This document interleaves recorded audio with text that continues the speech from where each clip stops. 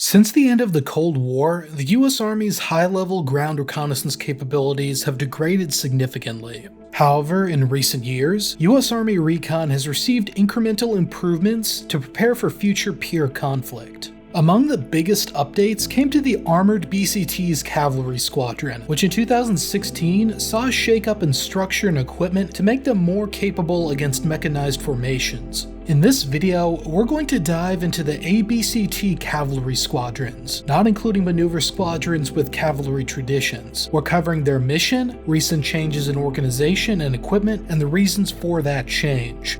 I'm your host Brendan, and this is Battle Order. Armored Brigade combat teams are the US Army's heaviest combat units with full spectrum combined arms support. Each ABCT has a cavalry squadron, specially trained and equipped to provide reconnaissance and security capabilities to the brigade commander. Cav squadrons are broadly capable of stealthy and non-stealthy reconnaissance, and screen their brigades to deny the enemy the ability to observe or attack the main force. But the squadrons of different BCTs have different strengths and limitations. Armored Cav Scouts are the most capable of fighting for information. A common misconception is that recon can only be done stealthily, but a stealthy approach is not always the best way of observing the enemy. Fighting for information is about making contact with the enemy to collect info that wouldn't otherwise be observable. The ultimate goal is to invoke a reaction from the enemy or penetrate their screen to gain intel on the main body's strength, capabilities, location, and intent. On the flip side, because a competent enemy will try to do unto you as you do unto them, the cavalry also screens the brigade to defeat or delay the enemy's forward elements. By doing so, they give the brigade commander space and time before a confrontation. This can prevent premature deployment of maneuver forces, conserving their fighting power, denying the enemy surprise, and allowing them to engage the enemy at a time and place of their choosing. Resilience is essential when facing a mechanized enemy, because a screen that can't delay the enemy due to a lack of protection or firepower won't be able to afford the brigade as much time or space. The ABCTs possess the US Army's most resilient cavalry capability. In addition to being the most lethal and protected, armored cavalry is also the most tactically mobile on the battlefield. This allows them to move more freely around the battlefield and observe a larger swath of the enemy's force. However, armored cavalry are also the least capable during operations in complex terrain, for example, a forested mountain, urban area, or something like that, and in situations that call for stealth. This is because these functions rely a lot on dismounted scout capacity, which of the three types of brigade combat teams, armored brigade combat teams have the least amount. Now, with that mission set in mind, we'll take a look at how armored cav squadrons have adapted to become better suited. Before reforms in 2016, the squadron consisted of an HQ and HQ troop, 3 cav troops, and a 4 support company attached from the brigade support battalion. The HHT hasn't changed too much, still containing command and staff personnel, including a lieutenant colonel commander, as well as medical treatment and evacuation assets, and sustainment for the HQ. What has changed was the addition of 3 mine-clearing blades and 1 mine-clearing roller for mounting on tanks, a change that'll make more sense in a little bit.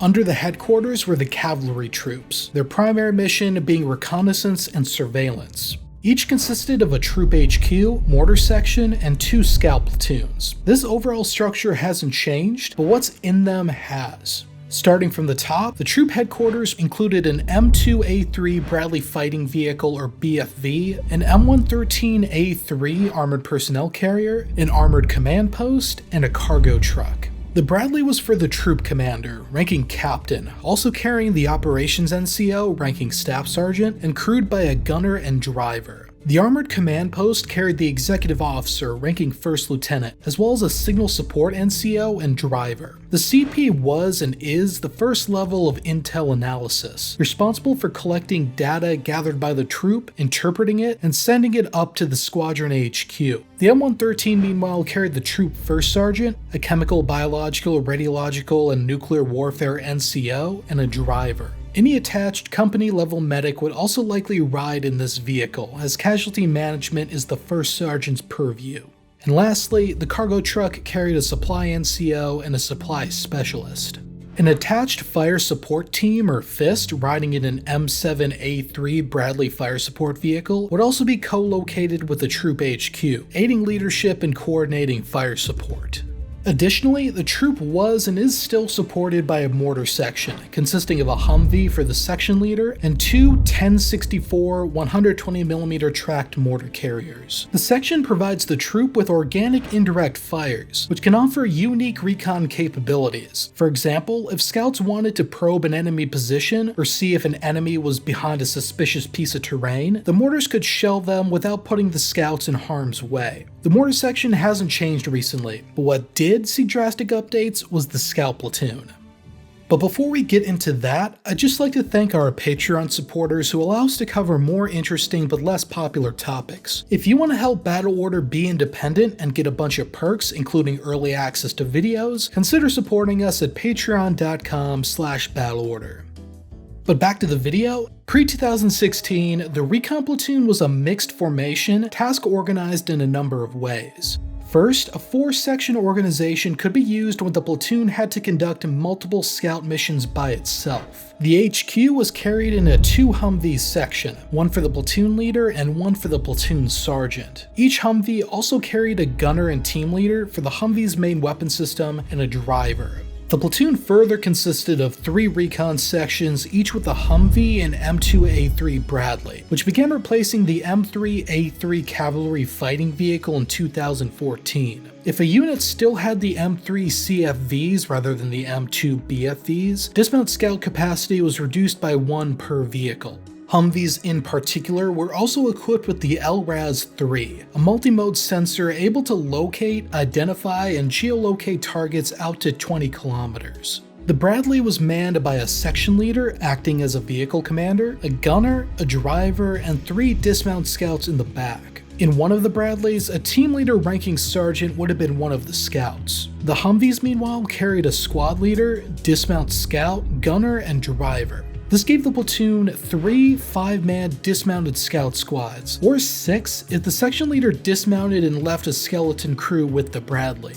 However, if the Recon platoon was only scouting one route or required more dismounts per section, it could go to a 3-section organization. This entailed an HQ section with the platoon leader in a Bradley and platoon sergeant in a Humvee, as well as 2 Recon sections, each with the Bradley and 2 Humvees. This gave the platoon 2 recon sections with 8 dismounts and a 2-man skeleton crew per vehicle, as well as a small dismount element for the platoon leader. But when dismounts or security are the highest priorities, they could be grouped even further. In a 2-section organization, the platoon would be broken into an Alpha and Bravo section. Alpha section under the platoon leader would have 2 Bradleys and 2 Humvees, while Bravo section under the platoon sergeant would have 3 Humvees and 1 Bradley. Overall, the Humvee Bradley mix caused some issues. First, the platforms have unequal armament, protection, and tactical mobility. The Humvee is inferior to the Bradley on all accounts, limiting the troops' maneuver and holding the Bradleys back in maneuver warfare scenarios. It also negatively impacted mutual support, as a Humvee is less capable of covering a moving Bradley than the reverse. As a result, in theory, the Cavalry Squadron had less freedom of movement than the maneuver units they were supporting. Another issue was the platoon's limited dismount scout capacity. Foot scouts excel at stealthy recon, moving through complex terrain, and adding depth to a screen through dismounted observation posts. Dismount capacity, while not as important as in the infantry, limits a scout unit's ability to accomplish these tasks, especially when the platoon is dispersed. With these deficiencies in mind, the 2016 changes addressed many of the issues afflicting the scout platoon.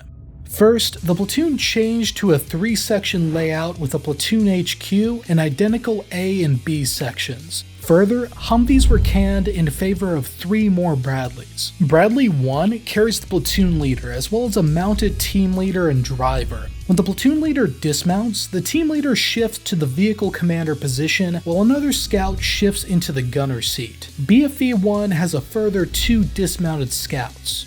Bradley 4, meanwhile, carries the platoon sergeant, who can take command of the mounted element if the PL dismounts. In the back, they have a dismounted team leader and 2 junior enlisted scouts. Meanwhile, in the scout sections, the first vehicle contains the mounted squad leader, a gunner, and a driver, with a dismounted team leader and 2 scouts in the back. The second Bradley contains the mounted team leader, the same crew, plus a dismounted squad leader and 2 scouts in the passenger compartment. With the increases in dismount capacity, each section is now able to independently man a long-duration observation post or conduct a short-duration dismounted patrol without breaking up another section. Previously, long and short-duration OPs would limit patrol abilities, and the platoon had a hard time manning more than 2 observation posts for more than 24 hours. These benefits are among the reasons the infantry variant of the Bradley replaced the cavalry variant. That, combined with going to 6 Bradleys per platoon, increased dismount capacity by 50%. Moving to all Bradleys also means scout platoons have better protection, tactical mobility, firepower, and more tow missiles for work against tanks and IFVs. This enhances the troops' ability to fight for information and survive contact with enemy mechanized forces. In that same vein, an armor company was also added to each cavalry squadron, consisting of a company HQ and 3 tank platoons. The HQ has 2 M1A2 Abrams main battle tanks, one for the company commander and one for the executive officer. 2 Humvees carry a signal support NCO and a master gunner. The latter is essentially a company expert on gunnery and sighting systems. In combat, they can lead the HQ's wheeled vehicles, ride in the M113, or act as the gunner in the CO's tank. Meanwhile, the company first sergeant rides in an M113 with the driver. And lastly, a cargo truck tows a water trailer and carries a supply NCO and supply specialist. Like in the cavalry troops, a fist in an M7A3 Bradley is also allocated to coordinate fires. Maintenance support from the Ford Support Company, including a recovery vehicle, will also be placed under the company's control, as well as attached medics and ambulances from battalion. As close combat elements, each tank platoon has 4 tanks split into 2 sections. One is commanded by the platoon leader, another by the platoon sergeant, and 2 by staff sergeants, who are wingmen to the platoon leadership. Doctrinally, each tank is further crewed by a sergeant gunner, an assistant tank commander, a specialist driver, and a private first-class loader. Notably, unlike the Cav troops, the armor company has no armored command post to process intelligence. This is because the armor company is not a primary surveillance element of the squadron.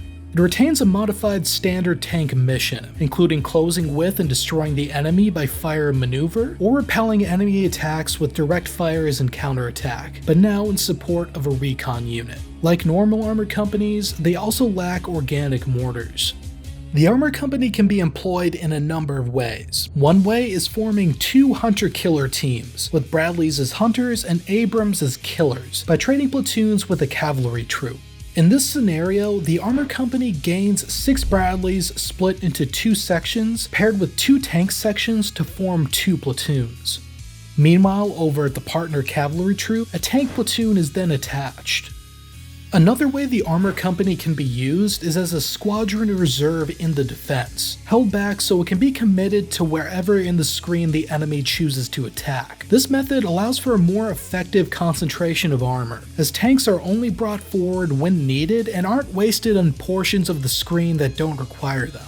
Overall, the added Abrams gives the Cav squadron a big bonus to lethality and resilience with their 120mm tank guns and superb protection. Before, if they ran into tank concentrations, the Cav scouts could have very well been locally outgunned. With the Abrams, Cav scouts are more capable of attriting and mechanized advanced guards, allowing them to move freely to observe what's behind them and protect friendly maneuver units. If you enjoyed this look at the US's new armored cavalry scouts, check out this video on Japan's rapid deployment regiments, units with a special mission and very unique gear.